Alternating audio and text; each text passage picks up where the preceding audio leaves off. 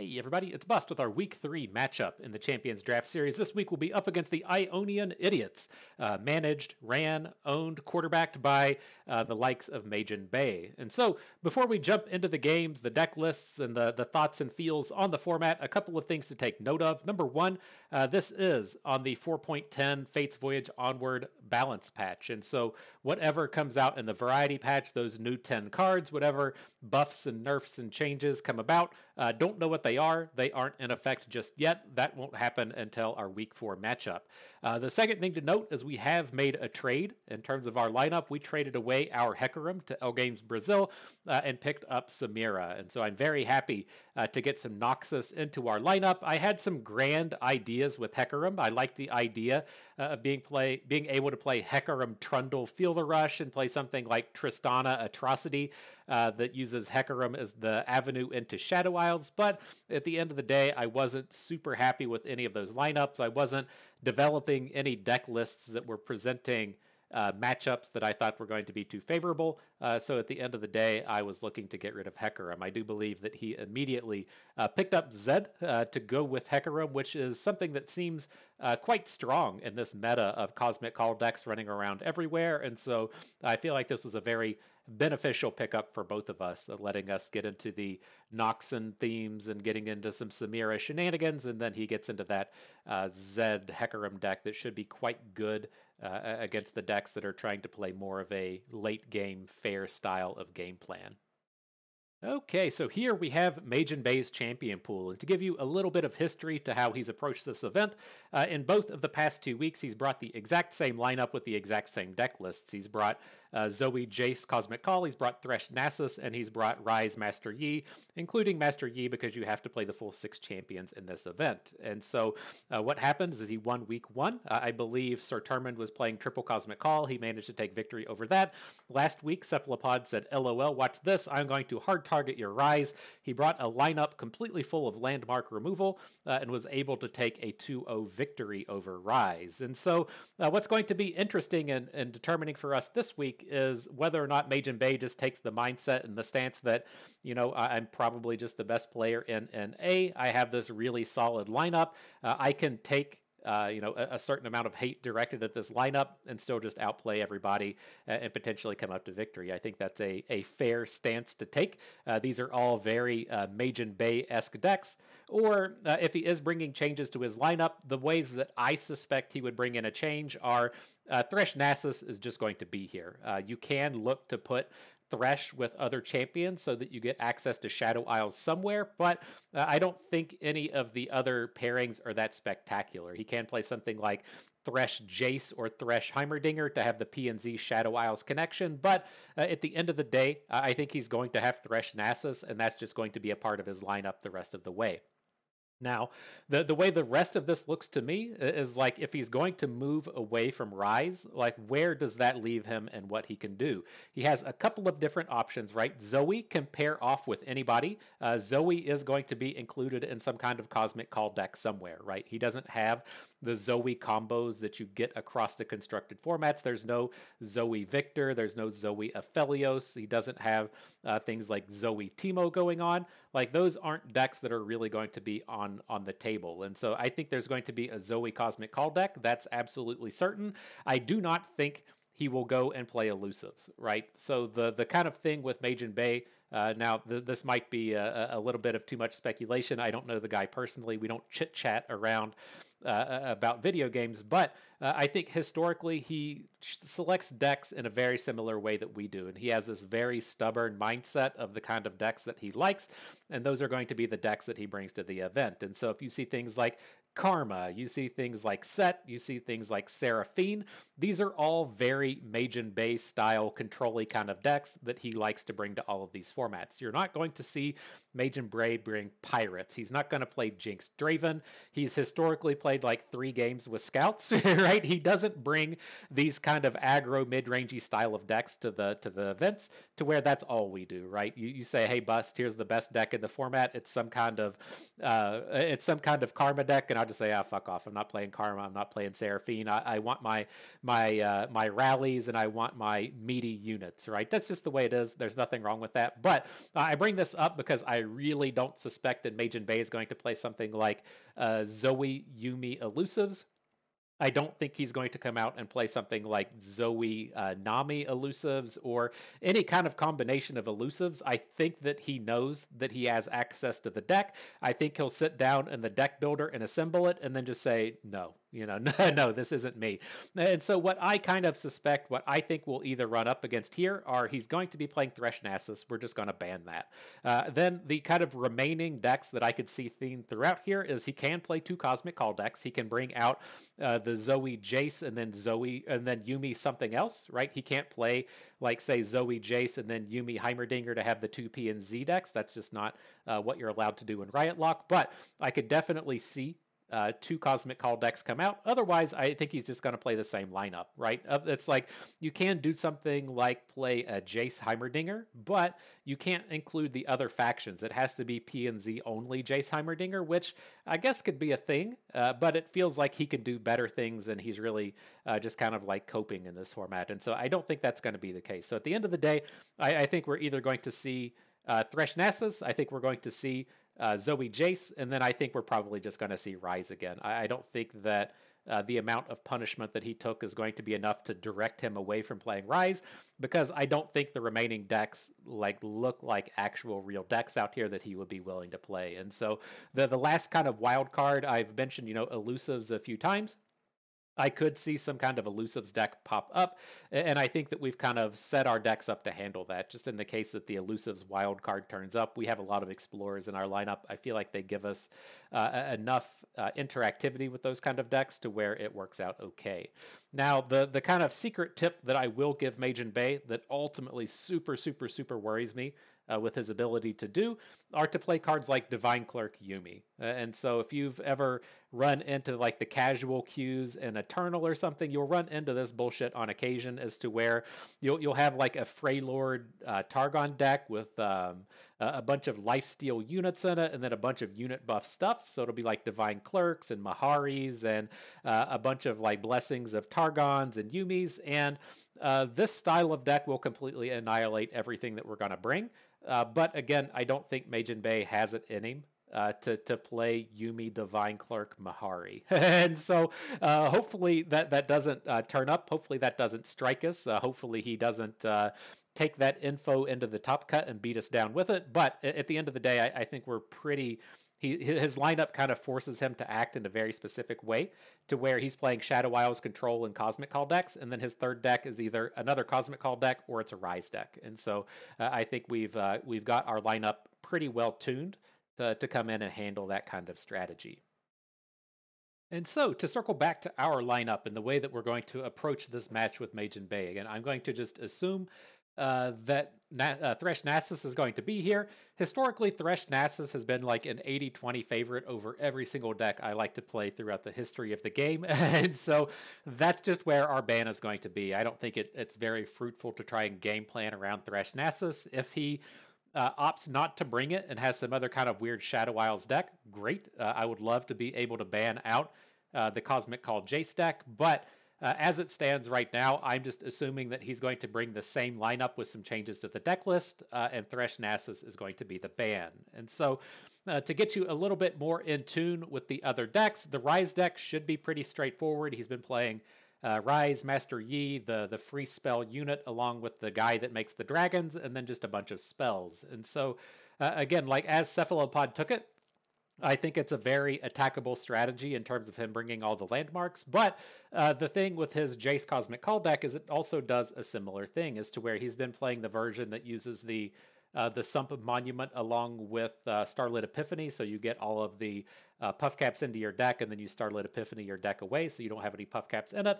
It's another very kind of attackable strategy in the sense that it looks very similar. He's playing like 6 units to go with his 6 champions, and then he has the Epiphany package, and then a bunch of heal and stuff. And so I think the Cosmic Call deck is the one to kind of like really talk about in terms of how our lineup is designed, because a lot of the same principles that you look for in terms of beating Cosmic Call you also apply to Rise. And so the thing with Cosmic Call is you have a lot of flexibility in how much you want to beat aggro decks, right? And so you can start to include the 1/4 Stellacorn that heals every turn. You can start to include the Fangs. You can play a wide variety of heal. You have all kinds of options that you can go after into how much late game you're going to give up so that you can be good against aggro decks. And this is the kind of space that I expect MajiinBae to make his changes in. I think that we're going to see his decks become a little bit lower to the ground in terms of dealing with aggro, and we're going to start to see some of those just life gain defensive walls start to make their way. And that's what we're going to be looking to kind of attack down. The way that we've always historically talked about Cosmic Call is the deck just gains a bunch of life and tries to get to turn 8. And so they're going to play those 1/4 Stellacorns, they're going to play the Fangs, they're going to block your units and stuff. They're not actually doing anything to win the game. They're just trying to get to turn 8. And so you're going to have to deal like 40 and 50 damage to them. But the thing they aren't particularly good at is interacting with what you're doing. And so they're typically just limited to cards like Hush, and then they'll play cards like Sunburst, and then they may have a Mystic Shot or an Aftershock or something in there, but they typically don't play very much removal outside of things like Sunburst. And so that's the angle that we're going to look to take as we look to bring up our deck lists here in just a moment, is if he's not going to play removal, if he's just going to play a wall of units and life gain, then we are going to start doing the absolute most engine-y kind of things that you can do to boost the strength of our units. And so we're going to do nonsense with Poppy, we're going to do nonsense with Jax, we're going to do nonsense with Yordles, to just have these cards on board that if you're not going to remove a Poppy, she's going to just pop off and kill you because she gives us, plus 60 stats. If you're not going to come in and deal with our Yordle growth engines, then they're just going to come in and kill you, right? You don't want to be playing a Starburst onto a Yordle Explorer, and that's the kind of thing that we're looking to punish. And so this kind of same idea also comes over and applies to the Rise deck, right? The Rise deck doesn't really have good removal spells. It's Ionia plus burst cards, and so their removal tends to be Homecoming. It tends to be Concussive Palm. They tend to have the Shurima Tellstones to have some AoE removal, but they aren't playing a lot of just really efficient removal that you would use to kill a Samira, that you would use to kill a Lulu, that you would use to kill a Poppy. It tends to be those kind of bounce spell kind of things, and that's what we're going to be looking to come in and attack with our lineup. And so, deck number 1, we're going to be playing Samira, Lulu, Yordles. And this is another one of these decks. We've touched on it in events past and weeks past, where I think it's exceptionally worth calling out that Portal Pioneer has been upgraded to be a Yordle, along with the Yordle Explorer now having that second or that third point of health. And this is that same kind of idea that we were just talking about, as to where if the only removal spell you're going to play across the course of the game is a Concussive Palm, or the only removal spell that you're going to play across the course of the game is a Sunburst, then I'm going to get these really engine-y style of units on board that just grow and grow and grow and grow. And so that's where we're coming in here. We're going to start seeing the things like Yordle Explorer, Paparo the Great, and Yordle Captain as unit boosters. So if we have the Yordle Explorer on the board, it never gets removed. It should be putting 5, 6, 7 points of stats on the board across the course of the game. Same thing with Paparo. If he never comes in and removes a Paparo, then he should be making all of our units grow over the course of the game. Same thing applies with the Yordle Captain. One of the kind of very interesting things to me with this style of deck is going to be the inclusion of Lulu. We would, say that, okay, well, again, if you're not going to interact with any of our units, if your only removal spell is going to be Sunburst, this lets us start to get into these curves to where we play a Yordle Squire on turn 1, a Portal Pioneer on turn 2, which is typically not very attacky, but then if we have the Lulu on turn 3, now we're attacking for 9 points of damage, and a lot of this damage is capable of just blasting through things like the Stellacorn-based unit. If you want to take that same idea to where we play the Squire on 1, but then a Yordle Explorer on turn 2, the Explorer gives us a 4-power Lulu, then Lulu supports the smaller unit, giving it 4 power as well. And so he just typically doesn't have any good blocks across the board. And so I really like this kind of engine-y style of nature that we get out of the the Yordles package, because it's if you're not going to interact with us, it should hopefully be doing more powerful things than you are out here doing. The other kind of things to call out with this style of deck is we've made note of the Portal Pioneer. This is a fantastic explorer. It's able to take the Rise landmarks off the board. It can take some monuments off the board. It's a very powerful inclusion in here, and one of the reasons that I did want to come after Yordles. And then the big reason that we've moved into playing this Samira is she does have that really nice early game interactivity. She's a strong challenger to use with Lulu, but the addition of these Noxan cards allow us to come out and pick up a rally in Shunpo. And so as it stands, we only have one Demacian champion and Poppy. We don't have very much access to rallies, but jumping into Noxus does give us access to rallies through Shunpo and to a lesser degree through Samira. And so I was very happy to be able to add in the Noxan component to this deck. The other kind of interesting thing that you get out of Noxus are that the cards that you can generate off of Conchologists tend to be quite good. You have a lot of very strong combat tricks in here. Things like Elixir of Iron and Might and Brothers Bond can all turn up. We tend to have things that are just like removal spells, right? You can find Calling Strikes. You can find the Scion, discard a card to kill the opposing smallest unit. Like, Noxus has a lot of legitimately super, super powerful cards that the Conchologist can generate, and I'm quite happy to have access to him in here. Giving us those abilities. And so this deck, it does look like it's, very unit heavy. Looks like it's, not a lot in terms of late game and things to do, but you do have to consider that the Conchologist can generate cards, the Paparo can generate cards, the Gruff Grenadier generates a card, and then you do find some of these games to where you play Paparo and Paparo generates Bandle City Mayor, and then the Bandle City Mayor gets to come down and generate another unit, and so you've got these chains of cards being generated off of a single card. It's a very powerful strategy that it doesn't look like we have a ton of cards in our hand, but it certainly feels like we have a ton of cards in our hand all the time.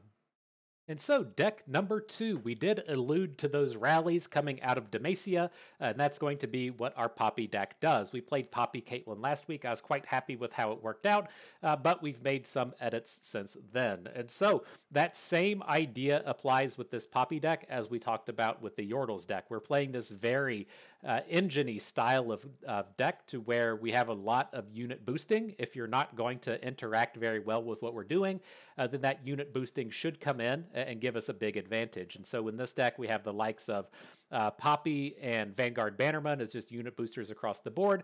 To a smaller degree, we have things like Cytherea and her attack abilities, the Vanguard Sergeant generating 4 Demacias, and then the War Chefs providing those supports. And so if you're not going to come in direct removal spells towards our units, then we're going to just grow and grow and grow and grow, and ideally be able to overwhelm what you're doing. And so that's, again, kind of the core idea with this deck.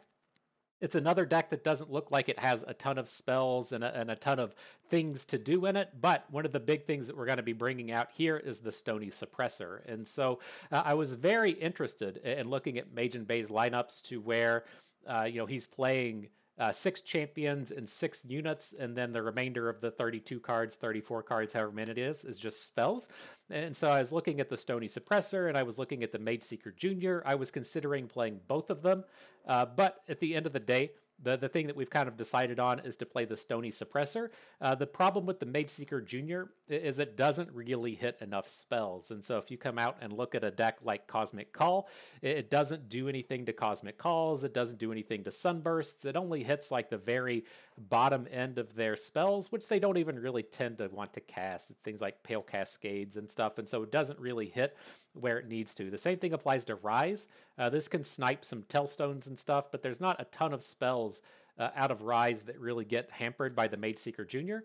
To where the Stony Suppressor just hits everything across the board. And so with the inclusion of the Stony Suppressors, I did not want to go too spell heavy. I really don't like seeing these decks that play Stony Suppressors and Mageseeker Juniors, and then you're like, oh cool, I've got Catch and Ranger's Resolve in here. And it's like, well, you're not really trying to take advantage of what you're trying to take advantage of, right? You're just trying to kind of cheat some corners. And so I'm really limiting the spells in that sense. But again, I like what we have going on. We have a lot of engine-y based cards. We have the Stony Suppressors to attack their spells.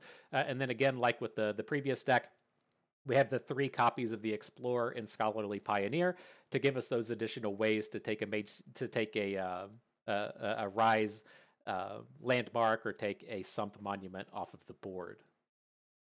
And last but not least, we have what I thought was going to be our every week deck.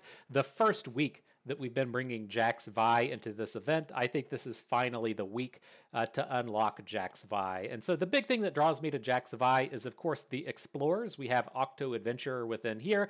And one of the things I was really considering with our lineup this week was playing triple concurrent timelines with 6 Explorers in all of the decks. And my ultimate concern with doing that is that Bae just got scared after last week and pivots away from playing Rise, and then we don't get to take full advantage of that kind of strategy. And so I like having the hints of removal spells in here that can target landmarks, but not going completely all in on triple timelines lineups with 6 Explorers across the board. I did want to say, we thought about it, but at the end of the day, we didn't do it. But as far as Jax Vi goes, the lineup here is pretty straightforward in terms of what Jax Vi is trying to do. You want to cast the concurrent timelines and then start playing the improvised units. So you take what is typically a 0/1 Ionian Hookmaster, you convert it into some random 3/2 unit, so it's got +2/+2 essentially, and then you also get to put the equipment on top of it still. And so it's a very powerful thing. It's what the concurrent timelines are most well known for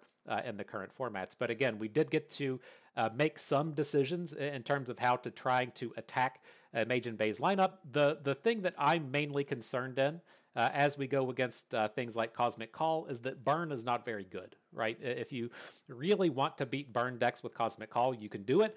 Going up against someone like us, I suspect MajiinBae is going to heavily slant his decks towards the aggro end of the spectrum, and so I didn't want to just bring in a full burn style of deck, because again, it's very easy for him to play the Stellacorns and a huge heal package, and he's already playing the Sump Monument package. It's very easy for cards like Blowback to not be able to finish the game. But I do like the access to all of the improvised units along with the timelines. That gives us the really strong attack style that we need. Another deck to where the opponent's removal's all garbage, and so it doesn't have a great way to take these things off of the board.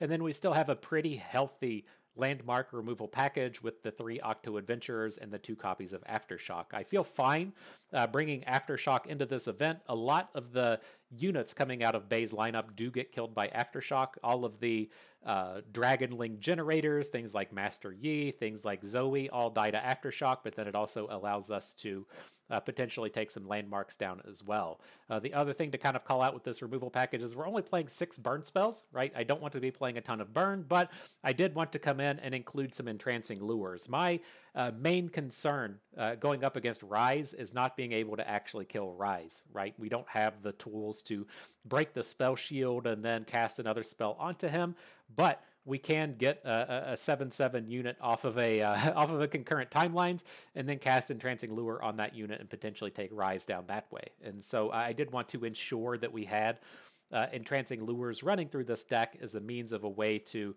potentially take a Rise or take a Zoe off of the board when we're typically not super interactive running into the opposing plays. And so, as we are jumping into battle, we need the help. We need everything that we can get this week. We may have an advantage against MajiinBae in terms of lineup. We most certainly do not have a way, or we most certainly do not have an advantage in terms of play skill. He's absolutely one of the strongest players on the planet. No way, shape, or form around it. He is better at technical play than us. But the angle I don't think he will take, the route I don't think he's going to go down, is paying to win. And so we're going to come out here, we're going to pay to win just a little bit today. Most of these decks are already all premiumed out, but Paparo the Great out here ready to do great things. I don't think the Yordles deck is going to get banned. I think this is the least likely to ban deck that we have, right? I think he's either going to see Jax Vi and say, that's the closest thing to a real deck you have, I'm going to ban that, or he's going to look at the Poppy deck and see the Stony Suppressors and be like, nope, not dealing with that. I think the Yordles deck is the one that we're going to be playing in all of the matches today. And so Paparo the Great doing great things, greatly premium. He's ready for battle. I hope you are too. Let's pull up MajiinBae's deck lists and see what we're about to get into. All right, so looking at MajiinBae's lineup, we mostly got what we wanted, right? He brought the Zoe J stack, just a couple of changes here. The Rise Master Yi that we were looking to hopefully be able to beat up on turns up. I don't think there's any changes in it. It's just the 12 units that I typically expect, and then I don't know, a bunch of Master Yi cards or a bunch of Rise cards, so I assume that's the same. And then the kind of wild card that he brought was this Yuumi Thresh. And so I think it leaves us in, the same spot that we thought we were going to be in. We're just going to ban out the Thresh deck. This has some of those elements to the Yuumi deck that I was, kind of worried about that I didn't think MajiinBae would actually do, which is coming out and playing things like Spectral Surveyor teamed up with Yuumi to have that big, really tough to deal with lifesteal kind of unit. But seeing a deck list like this makes a lot of sense. It does, very similar things with the Surveyor and the Yuumi, and then the Cosmic Younglings hanging out, just clogging up the board and gaining a bunch of health, and then going over to the removal suite. There's the full complement of Vile Feasts along with Soul Harvest that kills, I think, every single champion that we're playing. It doesn't kill Vi, but it kills the majority of what we're playing, and then even Quietuses to take down some of the Jax lineup kind of things if we want to play a bunch of timelines. And so I think this left us in kind of just the same boat,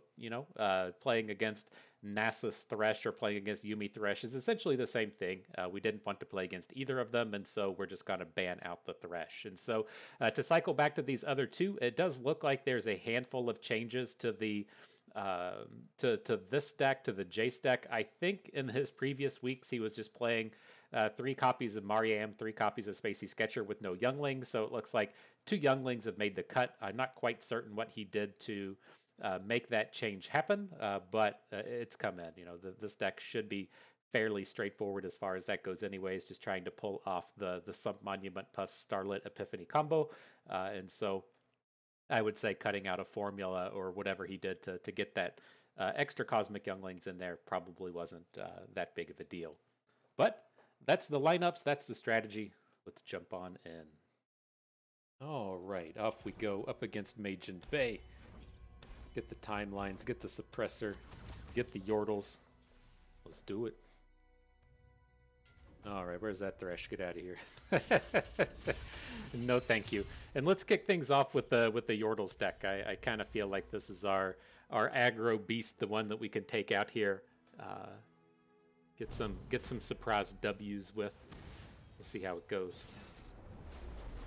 Up against Rise, the one that we can hopefully take down. This is the one where we need some good stuff to happen, and a pretty reasonable start on the odd attacks, getting to curve Squire into Explorer into Lulu with the Portal Pioneer to do a little bit of disruption. I think I'm on board with a keep here. Let's see, Samira ready to party. Is that jury rig gonna come through? Nope. All right. Get those damages in. I fight with my spirit, not my fists. Travel is, of course, its own reward. All right, so what are the chances this Lulu gets to battle? It's kind of scary with her potentially getting concussive palmed, but I think that's okay. Like, if he has a concussive palm, whatever, the homecoming would be even better, but if we get to make this attack in at this point, that's pretty good.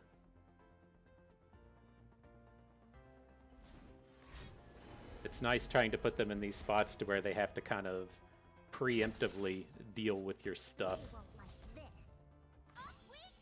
All right, well, here comes the squad. Gonna have 2 delve in the past. Catch the activate on the Eye of the Dragon. Spring does not pity winter. Not bad, not bad. But we can start to, tamper with his stuff at this point. He's going to get the Dragonling. He'll get the heal ups here, but if he starts to play the World Runes, it should be a little bit more challenging for him to actually come in and get the flow for the 2 spells on the next turn to get the extra dragon. So we'll see what comes up. Shard of Betrayal is pretty annoying. It's going to come in and clear out our entire board. Not a lot we can really do about that. Oh shit, he is going to have the double skill for the activate next turn. It's been a while since we've played against Rise. Ew, that's nasty. All right, well, I'm leaning towards going ahead and dropping in the Portal Pioneer. We can't just let this thing sit around and blow up our units after every single activation on this thing, and so we'll play the Pioneer as he adds in the second World Rune. That's going to be the one to blow up our 2-1, and we can come in and still hit the Shard of Betrayal. Get that nonsense out of here.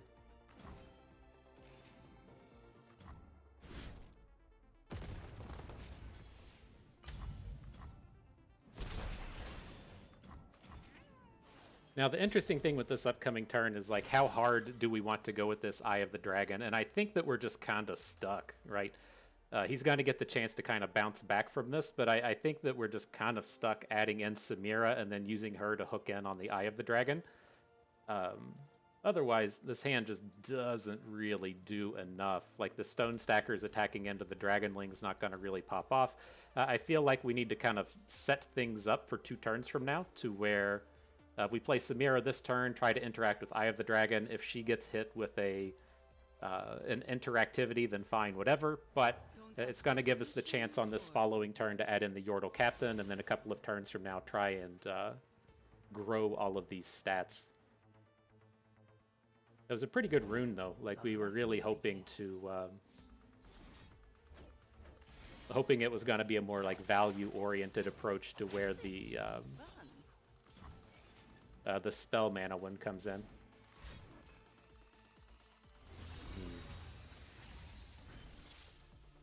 As the Master Yi in hand for the bonuses, we're left hanging dry, not playing the Tiny Spear. That is a bummer. He's going to get super far ahead off of this. Nasty.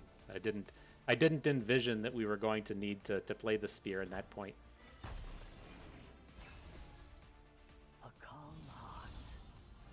But time to get the big boys on board. Timely pie toss as well. Glad to get this, or attempt to get this Eye of the Dragon removed.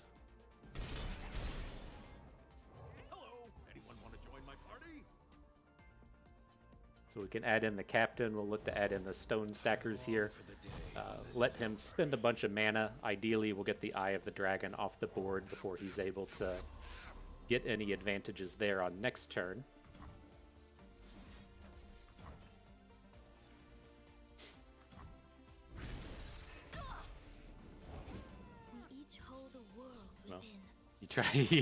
You try your damnedest to get the Eye of the Dragons off the board. Alright, then we can completely fill out here. Let's lead with the Grenadier. See if we pick up someone exciting. Crackshot Corsair is fine. You know, you're hoping to hit Paparo or something in this space, but he's going to be coming in for a reasonable amount of damage. And looking to add in Yordle Squire after this. Play the Tiny Spear onto the Yordle Explorer and then attack with everybody. So everybody should be capable of taking down the Eye of the Dragon and taking down the Master Yi. Hey, Chum Chum, think I'll ever be a hero? Oh, Pep, you're plenty hero in my book. So shiny. All right, friends, let's get in there and combat.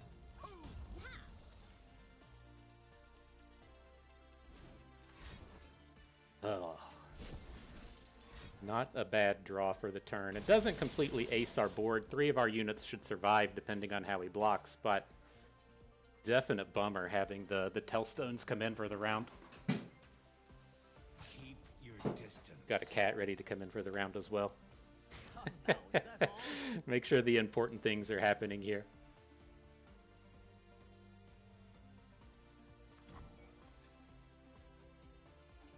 Alright, so we take him to 9. Master Yi's going to be at 2. We can try and take him down with the pastry. Still have a couple of units, or 1 unit left behind after the combat finishes. It's like we're just going to need one of these chains of having big spells pop off to where, you know, we hit a Paparo into something else, or we hit a Gruff Grenadiers. Just need to get a pile of units on board. Conchologist gives us a little bit of action. The shards will show me the path.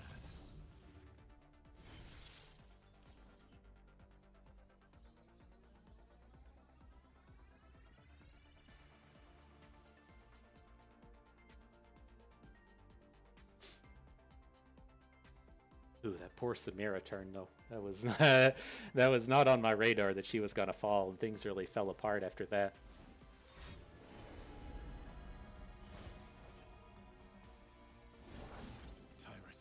That was annoying. Don't think we're gonna be able to recover out of this. He's super far ahead at this point.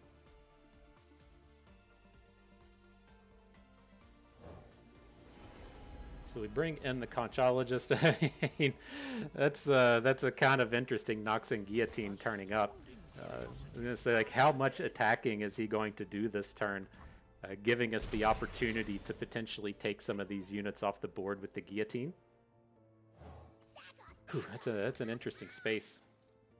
Unfortunately, not able to get this Eye of the Dragon off the board, so we'll hang on to the Guillotine. We might be able to find a way to remove one of these units in an upcoming combat. Definitely excited for Paparo. Looking at the Gruff Grenadier here as a way to just get more units.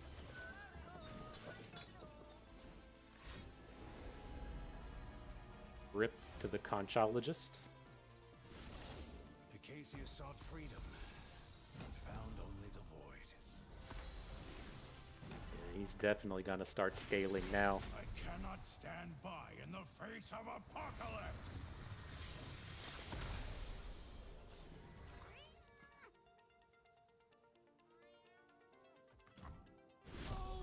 Give us something good, Gruff Grenadier.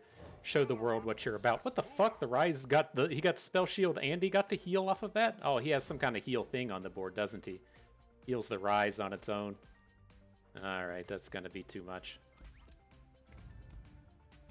Ooh. Into the next one. Whew, that was the one that we really needed to succeed in as well. I feel like we got a pretty good start in that game. It seemed like taking the rune off of the board was quite useful, but fell short at the end of the day. Let's switch over to Jax Vi, mix it up a little bit before we jump into this last one.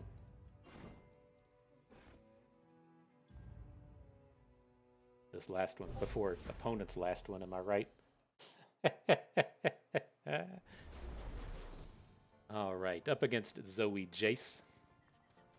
This is the one I was really hoping we wouldn't have to do battles against. We were counting on taking down that Rise. So we take the hard mulligan, look for the concurrent timelines, don't find it. It's not the end of the world, but it's something that we were definitely looking for.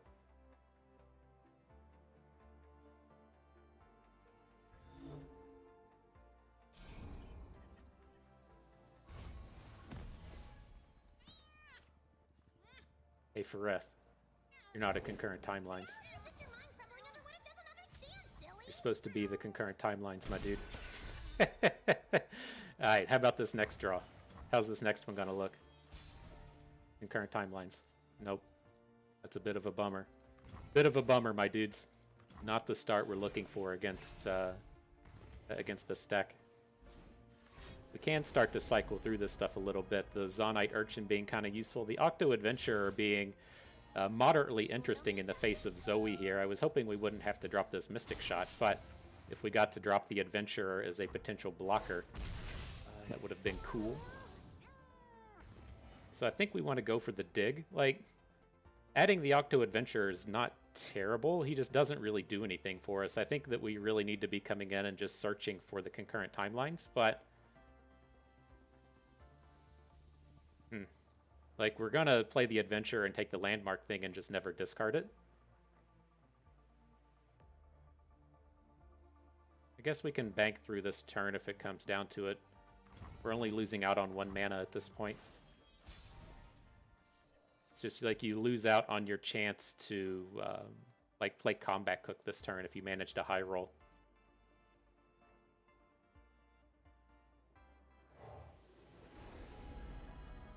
Alright, I think we want to just go for the stats here. He doesn't have a ton of blockers. And it's like one of these spots to where if he does play a unit capable of blocking the Combat Cook, I think it's okay. So it's like not like we're getting into combats in anytime soon. So having access to this this bigger Shepherd's Authority seems fine. Bringing in the Monument.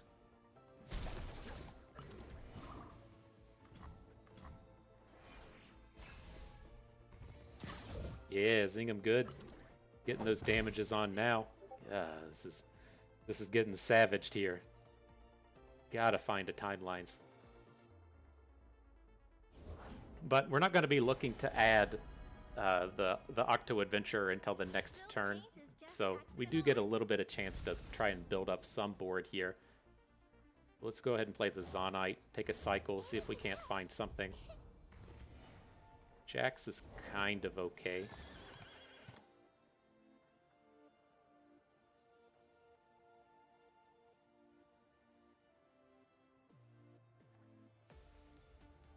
So let's put the Octo down first. Definitely want to destroy a landmark. And I think that's where we stop. Like, we can come pretty close to flipping Jax next turn if things happen to go our way. So we can at least just have a pretty gigantic combat for that round. So I think the way that we're kind of looking at this is, you know, the timelines just isn't going to turn up. We'll go ahead and blow up the Sump Monument right now. Next turn, we can look to play Fareth, and Jax and try and get a big Jax attack in. And then if we can manage to find, say, an Overwhelm off of one of these Fareths, then we have the chance to put that Overwhelm onto Vi 2 turns from now. So he's dropping the Epiphany right now. Very surprising to me. He was only on about a damage a turn in terms of these puff caps. I wonder what this means, right? He invokes now and then his whole deck is gone. So it's like whatever 4 cards he has in his hand, and then the rest will only be Celestials. Interesting. I'm curious what would be in your hand in this point to make that feel appealing. Like, you would definitely want a Cosmic Call, right? But then I'm not certain what the other ones would be. So here's the Fish of Whack. We wanted that for our Vi. We can look to add in the Castaway. We want to save the Castaway for next turn. No, we won't have the mana to make that work happily. Amulet looks good on this board. Fearsome only being blockable by the Charger. That was weird, right, though? That feels like it was a very early Epiphany. There's the Cosmic Call. Okay. So let's see. Let's see if he hits us with that Living Legends next turn. If he doesn't hit the Living Legends, I have to feel like we're okay. This gets the Jax flip. 1,000 years of battle and I'm just warming up.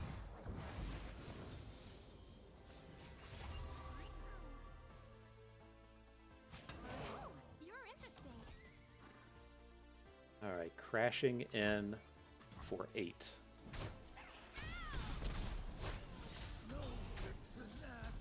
All right, fellas, well, I guess if you're out there doing some cheek squeezing, hoping that we don't run into Living Legends, I think we should be okay. He gets another shot at it.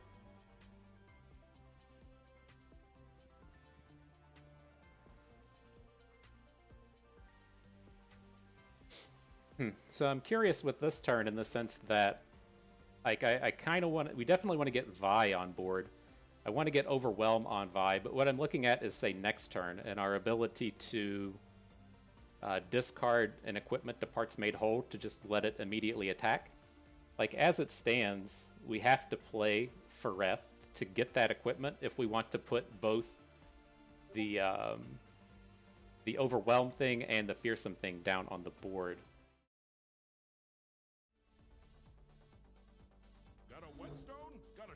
I think he's out here digging for that Living Legends, and it didn't turn up. It's scary though. I mean, he's got that 5 mana sitting on. Let's see if he just goes LOL. It's another Sump Monument.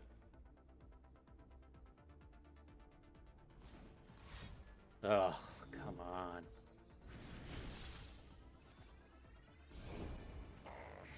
The Warrior comes in. All right, well, it's at least not like the most frightening one, right? He's not dropping any of his big 10 mana plays at this point. I would assume that the Warrior is going to come in and try and take down Jax. And so with that in mind, do we want to just go ahead and put an amulet on Jax so that the warrior can't get the takedown on him? I think this is okay. Like, having the Light of Acacia on Jax doesn't do a ton at this point. So now if he takes the warrior hook into Jax, we at least get the trade. And now he has the Immortal Fire. I don't think we can just pass here, though. This feels like one of these spots to where if we just pass, he's just, like, completely free and open to run into the next turn. So let's add in Fareth. Probably just want the combat reel. Just me, or did he get a lot We have plenty of just item discard choices here. I'm on your side. Don't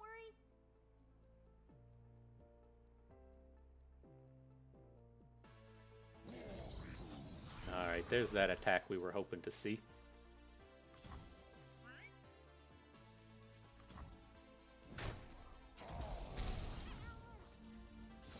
Oh, I was like, what did we fuck up? Why won't it let us attack with, or why won't it let us play the Vi?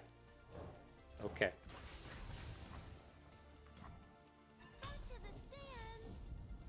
It's very, very common for us to fuck stuff up, and so...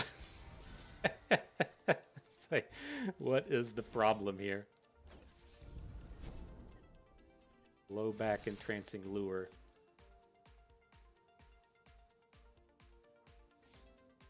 I think we can save our burn spells in for next turn, so let's just put the entrancing lure on our smallest unit here. We can do one of these.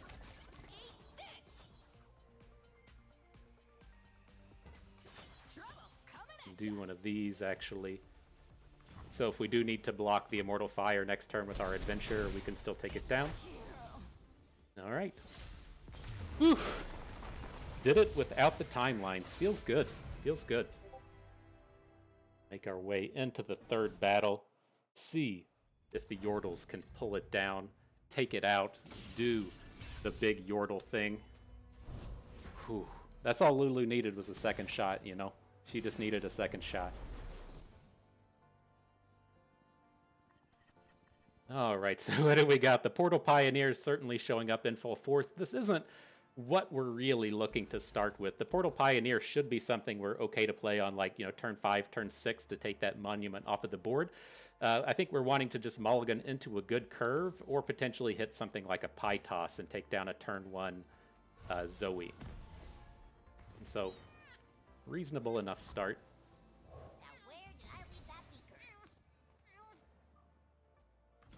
He doesn't pass into Zoe. Now, I'm not going to play the Yordle Explorer here. Well, we're going to play it. I should say that we're going to come in and just open attack. He has a lot of early game stuff that can make the play not feel that good. If we, play the Yordle and then he has a Mariam, or if we play the Yordle, then he has just a more defensive unit. You got a little bit to worry about there. Now, this is quite interesting, picking up the Samira. If you remember back to that last game when he was able to have that Master Yi spell come out of nowhere and cause us a lot of problems. Having access to this, the all-out from Samira is a pretty big deal. And the ability to let us come in and just say take a Mariam off of the board. The thing that I think will come down to this, though, is like how fast we want to get these units up and running. And it's like, I think we're not really looking to open attack next turn. There's just like not a ton of compelling plays that he can make.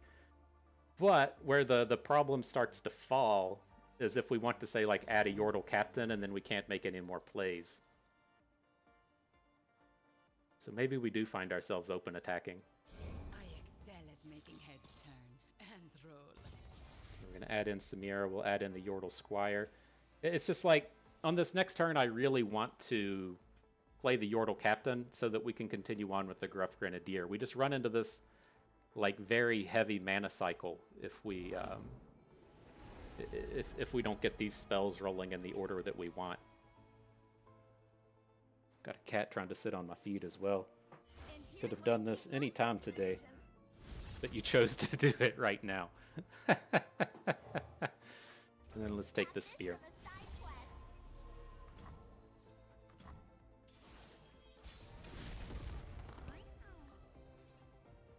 Yeah, I mean, I think that we just have to build up into this Yordle captain. And so, these we're probably at the point, though, where we just have to be throwing units away, right? Like, we're going to completely fill out our board. And so I think, at least in this space, he's not capable of taking down our good units. If we attack with everybody, he's going to put, say, Mariam onto Samira. He's going to put the Sketcher onto the Yordle Squire. And then are we just okay with that, right? Just don't play any more cards? I don't think that sounds awesome. I don't think I like that angle. So maybe this is our only attack this turn. We have to be getting in more damage than that, though. Got a few vices, a few more. I guess the other question is, what if we just play Stone Stackers? Like, his champions don't do anything here. Maybe that's the play. We drop the Stone Stackers. We still have access to the All Out and the Tiny Spear. Kind of looking at this as, you know, we just basically have to Tiny Spear Samira at this point. And then maybe we find ourselves trying to build up to a flip and a rally. Just taking this value-oriented game plan, and it doesn't really do it for me. So let's try and take the Mariam off of the board. Get to chunk in a bit of Puff Cap here. This is the frightening part against this deck, though. If he has the Monument combos, you know, very real chance we lose out on just a ton of damage here.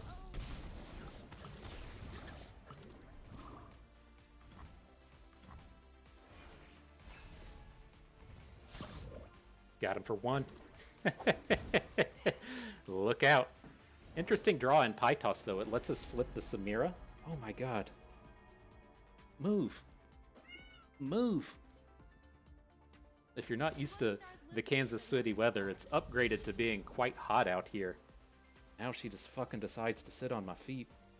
This is what you get when you tune into a bus stream. I hope you weren't I hope you weren't counting on too much more than that. But no, coming back into this, I don't think the Samira flips on the table. Let's the biggest damage that we can do is going to be the Gruff Grenadier. And so I think that's who we're leaning towards here. Well, I mean, he's not going to have the ability to just clear out our board. Right? This deck doesn't have a bunch of AoE stuff in it. Maybe we do get the captain in.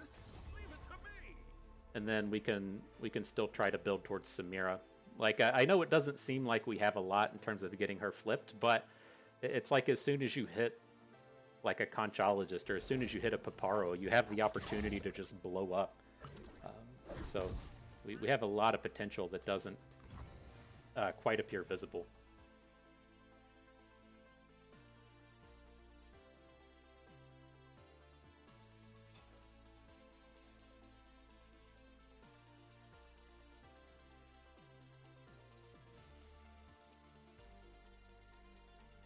Alright, he's got 42 puff caps, 30 cards. You know, maybe they just don't have it. That's what you just gotta hope for sometimes, right? So, yeah, maybe he just doesn't have it.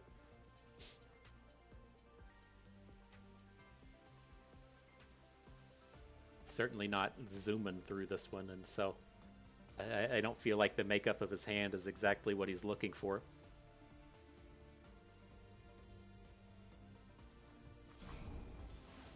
Alright, back to us. What do we got? Pokey Stick. Grenadier, it must be. And we miss? Oof. Wow. So, I mean, there's a very limited number of options that it can be, right? The 2 Shunpos, the 1 Might, and the 2 Samiras are all that we have left in there. So we know that we're drawing one of those next turn. You know, that 40% chance that it's a Shunpo is actually quite big. So let's start clearing out this board. And then, I mean, if we get to nail a Shunpo next turn, that should be pretty scary for the opponent.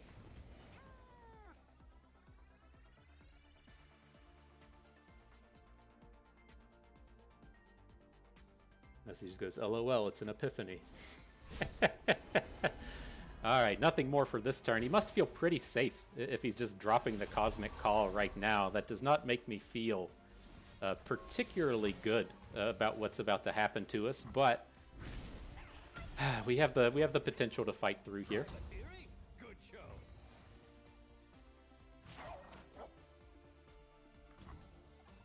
You just gotta squeeze them cheeks. We'll hit him for 13 puff caps next turn. That's what it's all about, right? That's the way the pros do it. How many we got in here? 116. That should be a 13 hit right now. 3, that's close. And it is the Shunpo. And so, I mean, this is the opportunity to crash in for like 1 million damage if, you know, if he plays a big dude that just doesn't do anything. Let's see how this goes. That feels like a bait. Alright, so there's the Epiphany. That's the thing that lets him take all the puff caps that are currently in his deck out. But we still have the opportunity to just come in and reload, right? And so we'll definitely need to see what he follows this up with. We have the chance to still crash in for a ton of damage. Shunpo number 2.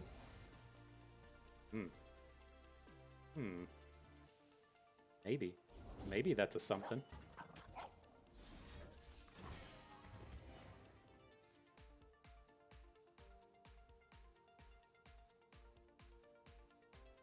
All right, boys, let's collect that rally, deposit those puff caps. Whew. I'm doing some cheek squeezing. I don't know about you. My glutes right now, my glutes, super tight, super tight. So let's see what's up.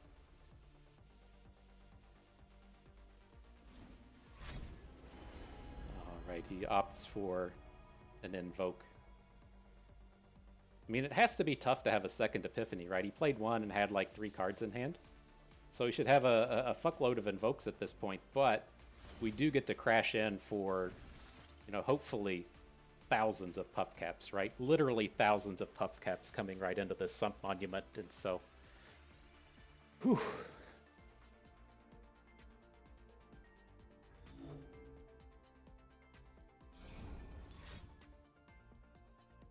Alright, Moon Silver into Mariam.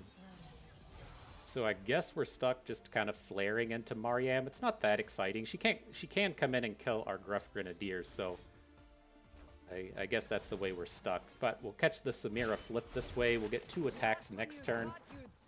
You know, and we're still back into that spot to where, you know, you pick up a Paparo and then your Samira is ready to flip, and so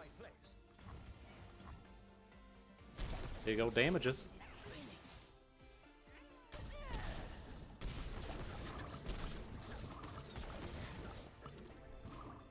What are you at? 90 puff caps, 20 cards. Whew. The Yordle Captain turns up. Alright, let's just swing before he has the opportunity to, you know, Supernova or play something dumb. the only thing that ever comes out of these decks is something dumb. And then if we wanted to Shunpo, we didn't have the mana to play the Yordle Captain anyways. Alright, he's got a heal thing.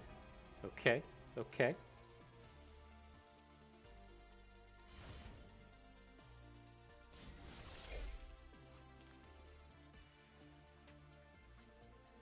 Can we not Shunpo if he doesn't have units on the board? It's been a while since we've been in this space. I was worried about that on the previous turn when we pokey-sticked something and there wasn't a unit there.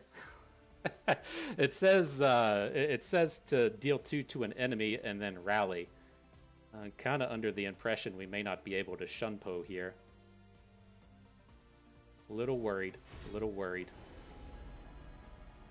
Alright, he's done a bunch of invoking. Just play something that doesn't matter, that makes it easy for us, you know? Put down some kind of small invoke so we don't have to worry about it. I don't have the chance to see what's happening on our screen here, and so... oh, we can't actually play it. Alright, well, we're going to have to end the round there. How much we got?